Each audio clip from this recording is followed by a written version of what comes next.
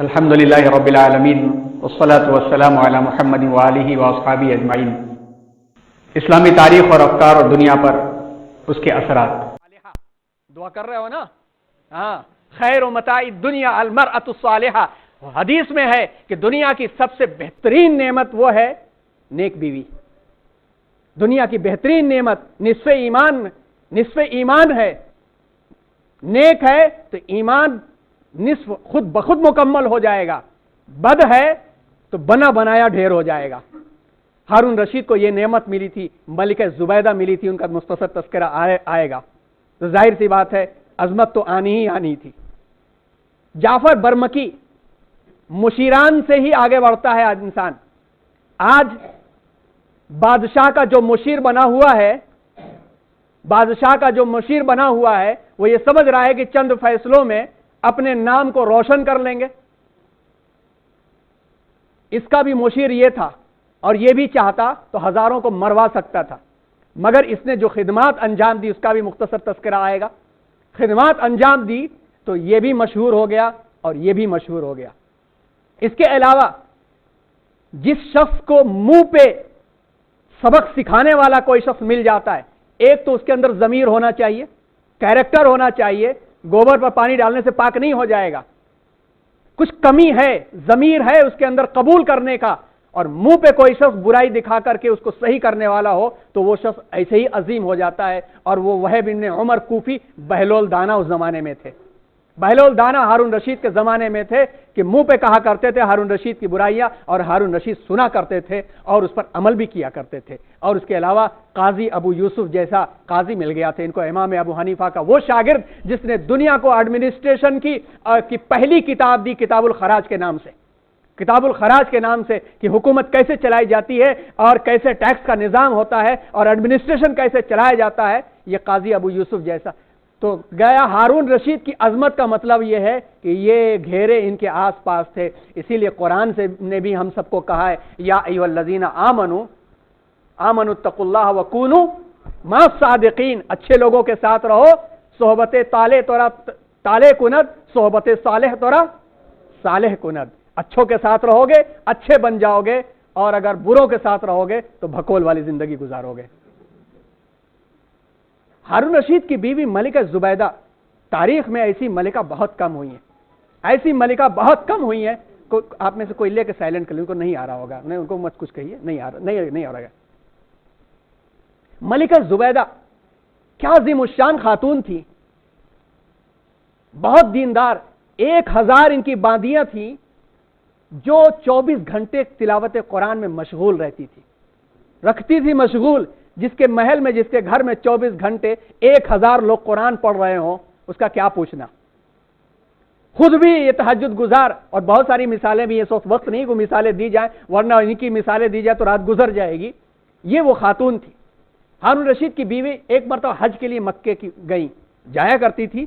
پانی کی قلت کا احساس ہوا، اور جب پانی کی قلت کا احساس ہوا، دیکھا کہ حجاج کرام کو پانی کی دشواری ہو رہی ہے، تو انہوں نے اپنے اخراجات سے ایک عظیم الشان نہر کھودنے کا ایسا انتظام کیا کہ آج بھی دنیا میں فقید المثال ایسی مثال نہیں پیش کی جا سکی کہ پانی ایسی جگہ سے ایسی جگہ لایا جا سکتا ہے۔ اور آپ میں سے جو لوگ گئے ہیں آپ نے دیکھا ہوگا کہ کیسی مشکل ہے کہ بغیر کسی ٹیکنالوجی کے پانی پہنچایا جا سکے۔ اخراجات اپنے سر لے لیے اور انجینئر اور ایکسپرٹس کو بلوا کر کے سروے کروایا، اور سروے کروانے کے بعد ان کو محسوس ہوا کہ 35 سے 38 کلومیٹر کا علاقہ لگے گا یہاں پر مکہ مکرمہ پانی پہنچانے کے لیے، اور انہوں نے کہا کہ پانی کی نہر نکلے گی حنین سے، وادی نعمان کے پاس سے میں نہر نکلے گی، اور اس زمانے میں اس عظیم منصوبے پر 70 لاکھ دینار خرچ ہوئے، 70 لاکھ دینار اس زمانے کے۔ اور کیا کہا انہوں نے کہ جب مینیجر آیا، منتظم آیا، کہنے لگا کہ بہت اخراجات چاہیے، پہاڑوں کو کاٹنا پڑے گا، نشیب و فراز کی مشکلات ہیں، ان سے نپٹنا پڑے گا، سینکڑوں مزدوروں کو کام میں لگانا پڑے گا، تب جا کر کے پائے تکمیل پر پہنچے گا۔ تو ان کا تاریخی جملہ مشہور ہے، کام کرو 1 کلہاڑی پر 1 دینار ملے گا، 1 کلہاڑی مارو 1 دینار ملے گا۔ یہ انہوں نے اعلان کیا تھا، 1 ضرب پر 1 دینار کا خرچ آتا ہو جب تکمیل کو پہنچ گیا تو منتظرین اور نگراں حضرات نے اخراجات کی تفصیلات ملکہ کے ہاتھ پیش کی. پھر پیش کیا جاتا اکاؤنٹ. یہ وہ خاتون تھی, ان کا جملہ سنیے, ان کا کارنامہ دیکھیے. ملکہ نے تمام کاغذات لیے, انہیں کھولے بغیر دریا میں پھینک دیا اور کہنے لگی, الہی میں نے دنیا میں کوئی حساب نہیں لیا تو بھی مجھ سے قیامت کے دن حساب مت لینا. اس کام کو کیا تھا. آج بھی آپ دیکھیے نہر زبیدہ, آپ مکے جائے تو آپ دیکھ سکتے ہیں, ہم نے بھی دیکھا ہے. آپ ادھر جائیں تو یہ بقیجات آپ کو مل جائیں گے بہت ساری جگہوں پہ. بعد میں شاہ فیصل نے بھی اس پروجیکٹ کو شروع کرنے کا پلان کرایا, لیکن بعد میں ان کی زندگی اتنی وفا نہیں ہو سکا, ورنہ 1950 تک بھی اس میں پانی کے آمد و رفت باقی تھی اس جگہ پر. اسی طرح سے دوسری عظمت, ہارون رشید کے زمانے میں بہلول دانا. سفر حج کے درمیان میں ہارون کی کوفے میں ملاقات ہوئی. اس کا ذکر امام ابن کثیر نے بھی کیا, تاریخ ابن کثیر بھی دیکھا جا سکتا ہے.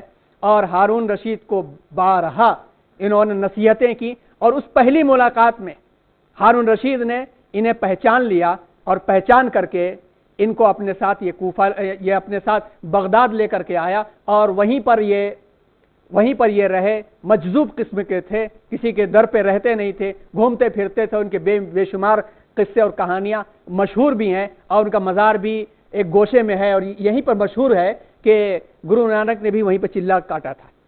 اور وہیں کے بارے میں مشہور ہے کہ اگر مزید تحقیق کی ضرورت ہے, ابھی ہم حتمی طور پر نہیں کہہ سکتے, لیکن سرسری طور پر جو نظر پڑی ہے کہ یہ جو ہے سچ کی تلاش میں گئے تھے, لیکن جس زمانے میں گئے تھے اس زمانے میں جو مختلف فرقے جات میں معاملات بٹے ہوئے تھے, ان کو صحیح رخ نہیں مل سکا, ورنہ ان کو اگر صحیح رخ ملا ہوتا تو معاملہ کچھ اور ہوتا.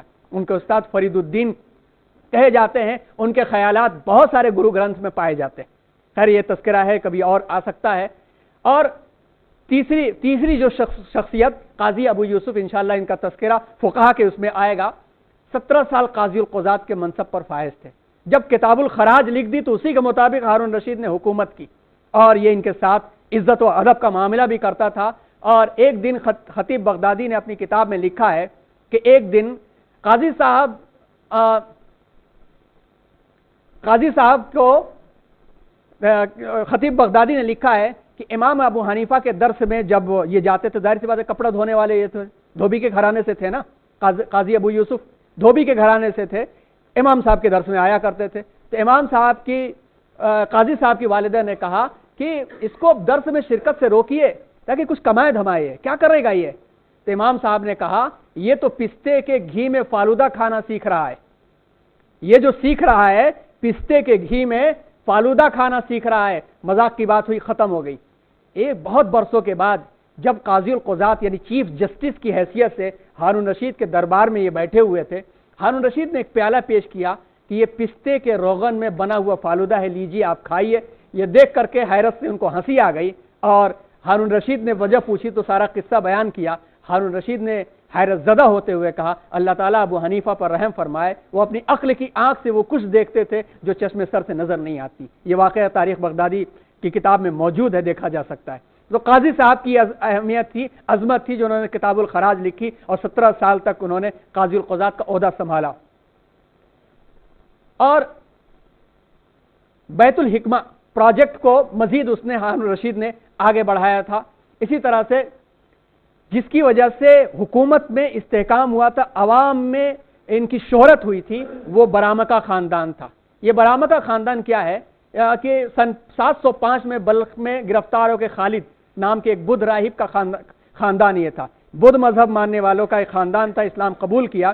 انہوں نے شروع میں برمک یعنی کاہن, برمک خاندان کہلاتا تھا, اسی کے نسبت سے یہ برمکی خاندان کہلانے لگا, اور صفاح کا ساتھ انہوں نے دیا تھا. تو یہ خاندان وزارت میں شامل رہا, اور وزارت میں شامل ہوتے ہوئے یحییٰ برمکی, فضل برمکی اور جعفر برمکی ہارون رشید کے ساتھ رہے.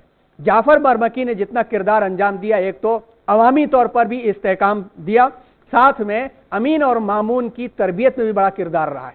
علم و ادب, سخاوت, عوام کے دلوں میں کیسے جگہ بنائی جاتی ہے, یہ تکنیک ان کو آتی تھی, جس کی وجہ سے عوام سکون سے رہی. تو کہیں پر بغاوت اور بڑی شورش کا سامنا ہارون رشید کو کرنا نہیں پڑا. لیکن ظاہر سی بات ہے کہ ایک نہ ایک زمانہ ایسا آتا ہے کہ جب جس کو اقتدار ملتا ہے اس کے اندر تھوڑی سی بھی لالچ آ جائے تو پھر اس کے لیے پریشانی کا باعث بن جاتا ہے۔ ایسے ہی ہوا کہ جعفر برمکی کے بھی ذہن کے اندر ہارون رشید نے جو فری ہینڈ دے رکھا تھا، غلط خیال آنے لگے اور عوام کے اندر شورش ہونے لگی کہ منمانی کام کرنے لگے ہیں، اور ہارون رشید کو بھی اس بات کا ڈر ہوا کہ کہیں ایسا نہ ہو کہ ہمارا خاندان خطرے میں پڑ جائے۔ ایک دو موقع ایسے آئے کہ ہارون رشید نے پیسے مانگے اور جعفر برمکی نے منع کر دیا، نہیں دیے کہ پیسے نہیں ہیں۔ اس سے ہارون رشید نے بددل ہو کر کے جب بادشاہ کو شک پیدا ہوتا ہے تو مثال بہت مشہور ہے کہ بادشاہ کی اگاڑی اور پچھاڑی دونوں نقصان دہ ہوتی، آگے آگے بہت جاؤ گے بادشاہ کے تو ابھی گھسیٹ لے گا، پیچھے پیچھے چلو گے تو کب لات مار دے گا معلوم نہیں ہے۔ اس لیے ایک ڈسٹینس رکھو اور دوری رکھو، اپنے کام سے کام رکھو۔ جعفر برمکی کو بھی ہارون رشید نے قتل کرا دیا، لیکن تاریخ میں آتا ہے کہ قتل کرانے کے بعد سے ہارون رشید پھر ہنستا ہوا نہیں دیکھا گیا۔ جعفر برمکی کا تذکرہ جب کیا جاتا تو کہتا تھا کہ اگر میرے اس کرتے کو بھی پتا ہوتا کہ میں نے کیوں قتل کیا اس کو تو میں اسے بھی پھاڑ دیتا، یعنی اس کا افسوس بھی تھا۔ مگر یہ وجوہات مورخین لکھتے ہیں، تاہم برمکی خاندان کا اختتام اس طرح سے ہوا۔ وقت تو ختم ہو چکا ہے، لیکن یہ مامون کا تذکرہ کرتے ہوئے بات کو ختم کر دیں تو آگے والا سیشن ہمیں سنبھالنا آسان ہو جائے گا، ورنہ مزید تفصیل سے جائے گا۔ اسی طرح سے امین اور مامون رشید، جسے امین نے زیادہ حکومت تو نہیں کی، مامون رشید نے زیادہ حکومت کی، اور مامون کے بارے میں پڑھنا ہے تو المامون علامہ شبلی نعمانی کی کتاب پڑھ لی جائے تو مامون کی شخصیت کا بیلنس پتہ چل جائے گا کہ مامون کی شخصیت دونوں قسم کی تھی۔ ایک تو یہ ہے کہ وہ مذہبی طور پر معتزلہ سے متاثر ہو کر کے قرآن کو مخلوق اس نے قرار دے کر کے سرکاری مذہب بنانا چاہا، تو علماء نے جو اختلاف کیا اس میں امام احمد ابن حنبل علیہ الرحمہ، جس کا تذکرہ فقہا میں آئے گا، اور اس کو پڑھنا ہے تو مولانا علی میاں کی جو کتاب ہے تاریخ دعوت و عظیمت، فتنہ خلق قرآن اور احمد ابن حنبل، یہ پڑھ لیا جائے۔ انگریزی میں بھی ہے، پڑھی جا سکتی ہے کتاب، بہترین انداز میں لکھا ہے انہوں نے، پڑھا جائے تو معلوم ہو سکتا ہے احمد ابن حنبل کو اس نے گرفتار کرایا تھا، یہ بھی اس کا کردار ہے۔ لیکن مامون کا معاملہ یہ ہے کہ مورخین کے متفقہ الفاظ ہیں کہ تمام خلفائے بنی عباس میں کوئی تخت نشین اتنا دانا، عزم، بردباری، علم، رائے، تدبیر، ہیبت، شجاعت، عالی حوصلگی، فیاضی میں اس سے بڑھ کر کے نہیں تھا، کیونکہ ایک تو ہارون کا بیٹا، پھر اس کے اطراف میں جو ماحول بنا ہوا تھا اسی گھر میں تو پلا تھا وہ۔ آنکھ کھولے تو ماں زبیدہ دکھی، آنکھ کھلی تو قاضی ابو یوسف دکھے، آنکھ کھلی تو اسی طرح سے اور ایسے لوگ دکھے، تو ظاہر سی بات ہے کہ جو سونے کا چمچ لے کے منہ میں پیدا ہوا ہو اور اس سونے کو مزید آگے بڑھانے کا، کیمیا سے ہیرا سونا بنانے کا اس کو شوق بھی ہو، جذبہ بھی ہو، ماحول بھی ہو، تو ظاہر سی بات ہے کتنی تیزی سے آگے بڑھے گا۔ یہی ہوا تھا۔ ہارون رشید اکثر کہا کرتے تھے کہ میں مامون میں منصور کا حزم، مہدی کی خدا پرستی، ہادی کی شان و شوکت پاتا ہوں۔ بہت سارے واقعات بھی المامون میں آپ کو مل جائیں گے کہ غلاموں کے ساتھ بھی کیسے یہ پیش آیا کرتا تھا، غلام بھی ڈانٹ دیا کرتے تھے مگر حلم و بردباری سے کام لیا کرتا تھا۔ مامون نے 2 لاکھ کی لاگت پر بیت الحکمہ یونیورسٹی قائم کی، آج کئی ملین ڈالر کے برابر ہو جائے گا۔ اس میں آبزرویٹری، لائبریری، میڈیکل اور سائنٹیفک لیب، تمام کے تمام جراحی، علماء، فلسفیوں، سائنسدانوں کی رہائش گاہیں، دارالترجمہ، یعنی مورخین لکھتے ہیں اور یورپین مورخین نے بھی اس بات کا اقرار کیا ہے کہ یورپ کو اگر کہا جائے کہ کسی ایک کا احسان مانو تو میں یہ کہوں گا کہ یورپ المامون کا احسان مانے گا کہ یورپ میں جتنی علم و ہنر کی روشنی ہے وہ المامون کے بیت الحکمہ اور دارالترجمہ کی مرہون منت ہے کہ نہ صرف اپنوں کو بلکہ باہر سے اسکالرز کو بلا کر کے فری آف کاسٹ ان کی ٹریننگ کروایا اس نے۔ اور اس کی عظمت کی شان یہ دیکھیے کہ جب اس وقت روم میں عقلی چیزیں جو ہیں مصیبت سمجھے جاتے تھے، مورخین لکھتے ہیں کہ قسطنطنیہ کے ایک مکان میں اس کے متعلق کتابیں بند کر دی گئی تھی اور ہر بادشاہ اس کے اوپر ایک تالا لگاتا جاتا تھا تاکہ اس کو چھوئے نہ کوئی۔ مامون نے کیا کیا، ان کتابوں کو قیصر روم سے مانگا کہ آپ مجھے بیچ دو، دے دو، تو اس نے علماء سے سوال کیا، وہاں کے مشورہ کیا کہ مجھ پر کوئی آخرت میں وبال تو نہیں نہ ہوگا۔ اس پر ایک راہب نے جواب دیا، وبال ہونا تو دور کی بات ہے، آپ کو ثواب ملے گا کہ یہ مصیبت ہٹاؤ اپنے یہاں سے۔ یعنی اس وقت یہ علوم، سائنس اور ٹیکنالوجی اور فلسفہ اور حاضرہ، علوم حاضرہ جو ہے وہ مصیبت سمجھے جاتے تھے اور مامون نے ان کو منگوایا۔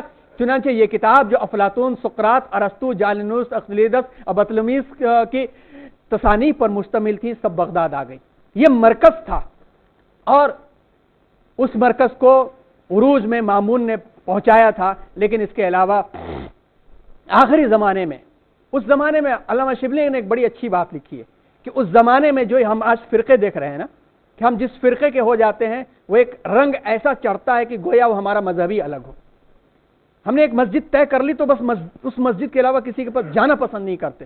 یہ اور بات ہے، اب محلے کی مسجد ہے، حق ہے اپنا. مثال کے طور پر کسی اور مسلک کی مسجد ہے تو بس کس کی مسلک کی مسجد اسلام کی نہیں کہی جائے گی. یہ ہمارا طرز ہے. جیسے لگتا یہ ہے کہ ہمارا اسلام خانوں میں بٹ گیا ہے. اس زمانے میں بھی فرقے پیدا ہو چکے تھے، مگر وہ اس طرح سے الگ الگ نہیں تھے کہ شناخت دیکھ کر کے ہو جائے، ان کی مسجد دیکھ کے انہیں دیکھ کر کے ہو جائے. سب ایک دوسرے کے پیچھے نماز پڑھتے تھے. آپ دیکھیں امام بخاری نے تشیع حضرات سے کتنی حدیثیں لی ہیں. شیعہ حضرات کی حدیثیں امام بخاری کی ہیں، معتزلی حضرات کی امام مسلم کی، امام بخاری کی حدیثیں ہیں. سب ایک دوسرے کے پیچھے نماز بھی پڑھتے تھے. ہاں، ان کے اپنے اپنے افکار اور خیالات تھے، اپنی ترویج بھی کرتے تھے، اشاعت کرتے تھے. اسی زمانے میں معتزلہ، جن کا تذکرہ کسی ایک نشست میں آنے والا ہے فرقہ باطلہ کے تذکرے میں، معتزلہ نے ایک شوشہ چھوڑا جس میں یہ بات عام ہو گئی کہ قرآن اللہ کا کلام اور اللہ کی صفت نہیں، وہ مخلوق ہے. قرآن مخلوق ہے تو مخلوق کا مطلب یہ ہے کہ جو پیدا ہوا مرے گا، حادث ہے یہ. اس کو لے کر کے بڑی بڑی بحثیں ہوئیں اور اس کا اثر مامون پر بھی ہو گیا، اور مامون پر اتنا اثر ہوا کہ اس نے اس کو سرکاری مذہب بنانے کا اعلان کر دیا. علماء اڑ گئے، اور علماء میں سب سے زیادہ جو گروپ تھا حضرت امام احمد ابن حنبل علیہ الرحمہ کا تھا، اور انہوں نے اس کا اختلاف کیا اور سدباب کی طرح یہ کھڑے ہو گئے. اور مامون نے انہیں ان کے ساتھ 70 مزید علماء کو گرفتار کروا لیا، گرفتار کر کے قید میں رکھا. قبل اس کے کہ آگے چاہے وہ معاف کرتا یا مظالم کرتا، مامون کی وفات ہو گئی. اس وقت امام احمد ابن حنبل کے ساتھ یہ مظالم ہوئے. اسی لیے کہا جاتا ہے کہ فلسفیانہ موشگافیاں اور خلیفہ مامون کے روشن جبین پر ایک داغ ہے یہ معاملہ. لیکن علامہ شبلی نے بہت بہترین بات اس کے بارے میں لکھی ہے، وہ پڑھ لی جائے تو یہ اشکال حل ہو جاتا ہے. پھر اس کے بعد اصل میں جو واثق باللہ اور متوکل علی اللہ، یہ دو جو تھے، واثق باللہ نے بڑے مظالم کروائے اس مسئلے کو لے کر، کیونکہ وہ بھی اس کا قائل تھا. اور احمد ابن حنبل علیہ الرحمہ پر بڑے زبردست کوڑے برسائے گئے کہ وہ خود کہتے ہیں کہ میرے اوپر جو کوڑے لگائے گئے، اگر کسی ہاتھی کو بھی مارا جاتا تو بلبلا اٹھتا تھا. وہ بھی واقعات ہیں، جب ان کا تذکرہ آئے گا تو آئے گا. یہاں سے متوکل علی اللہ سے گویا اس کے بعد سے دوسرا دور شروع ہوتا ہے جو زوال کا دور ہوتا ہے.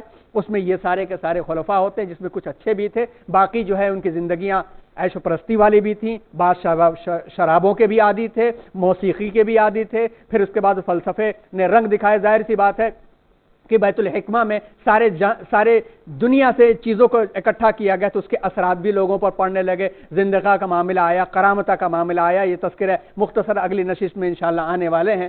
اسی طرح سے آخر دور کے اندر الناصر لدین اللہ جو تھا، اس نے معاملے کو تھوڑا سنبھالا، گرتی ہوئی حکومت کو سنبھالا. 47 سال حکومت کی اس نے. کسی خلیفہ نے، عباسی خلیفہ نے 47 سال حکومت نہیں کی تھی. 47 سال سنبھالے رکھا. اس کے بعد الظاہر بامر اللہ، یہ بڑا نیک تھا. یعنی اس نے اپنی حکومت کو جتنا دن بھی یہ رہا، اپنی حکومت کو اس نے، اور بڑا کم وقفہ اس کو ملا، اپنی حکومت کو خلافت راشدہ کے قریب کر دیا تھا. اس نے وقت ملا ہوتا تو اور کچھ وہ انجام دیتا. المستنصر باللہ، اس نے بھی اچھا کردار انجام دیا. لیکن ظاہر سی بات ہے کہ اس کے پیچھے کے خلفاء نے بنیادوں کو کھوکھلا کر دیا تھا، تو کب تک کسی ہینگر کے سہارے عمارت ٹھہری رہتی. بالآخر یہ گری اور مستعصم باللہ نام کا اہل پیدا ہوا، جس میں طاؤس و رباب آخر کر کے مستعصم نے وہ عیاشیاں کی کہ ہلاکو خان کی فوجیں سرحد پر جمع ہو رہی تھیں اور یہ اپنے کارندوں کو اس بات میں لگائے ہوئے تھا کہ کہاں خوبصورت لڑکیاں اٹھا لاؤ. عیاشیوں میں پڑا ہوا تھا. اور آخری کیل لگی، اس گھر کو آگ لگ گئی. گھر کے چراغ سے ابن القمی جو وزیر تھا، ابن القمی نے ہلاکو کو دعوت دی، اور ہلاکو کو اور ان کے ساتھ وہ غداری کی جس غداری کو قوم نے ایسا بھگتا کہ یہ بھی نہیں بچا، بغداد بھی نہیں بچا، عالم اسلام کی شان و شوکت بھی نہیں بچی، سب کچھ ختم ہو گیا. یہ تذکرہ اس وقت آئے گا کہ مستعصم کو جب ہلاکو نے بلایا اور دعوت کی، اور دعوت میں مستعصم کے خزانے سے نکلے ہوئے جو ہیرے جواہرات سے سامنے لگا دیے، ڈھیر کر دیے، کھاؤ. مستعصم نے کہا میں کیسے کھا سکتا ہوں؟ اس نے کہا کہ اتنا ہیرا جواہرات رکھتے ہوئے کچھ ہتھیار بنا لیتے تو میرے مقابلے میں آج کھڑے ہو گئے ہوتے. لوگ کھانے کے لیے تو رکھ رہا کتنا تم کھاؤ گے.